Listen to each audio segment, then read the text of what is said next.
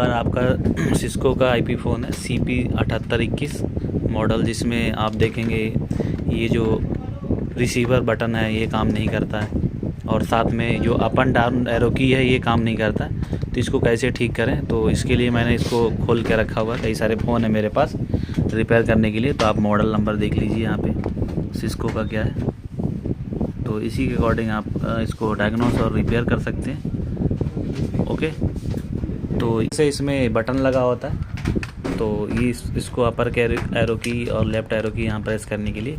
तो आपने देखा होगा पहले मोबाइल के पीसीबी वगैरह जिस तरीके से आते थे कार्बन वाले, और एक यहाँ पे क्लिक बटन लगा होता था, तो इस तरीके से। तो इसको हम क्लीन करेंगे और इस पॉइंट को आपको क्लीन करके लगाना है।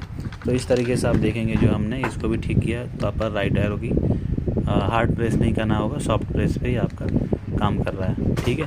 और ये रिसीवर काम नहीं कर रहा है, रिसीवर बटन ये वाला। तो इसमें देखेंगे तो इसमें क्या होता है, मैं आपको गाइड कर देता हूँ। तो देखिए इस रिसीवर बटन में आप देखेंगे ये वाले जो हिस्सा है, ये जो स्विच है, ये जो प्रेस होता है रखते ही, देखिए यहाँ पे स्विच लिखा हुआ है।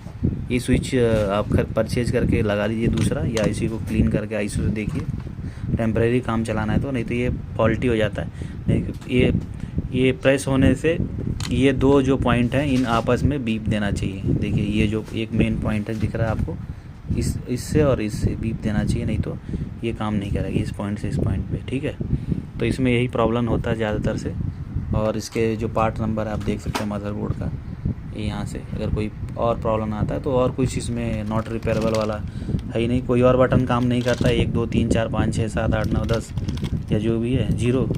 तो इसको भी अच्छे से इस कार्बन पैड को अच्छे से क्लीन करके वापस लगा दीजिए आपका इरेजर से क्लीन करके। लेकिन ये मोस्टली प्रॉब्लम नहीं आते, जो प्रॉब्लम आता है आप देखेंगे ये वाला हिस्से में आता है, जो अपर की एरो की का प्रॉब्लम आता है। तो इसको मैंने ये जो बटन में गंदगी आ जाता है जिसकी वजह से ये प्रॉब्लम आता है। तो ये वीडियो कैसा लगा ज़रूर बताइएगा, आईपी फ़ोन से रिपेयर से रिगार्डिंग, और क्या प्रॉब्लम होता है इसमें सारी चीज़ें मैंने लेकर आया और बताया।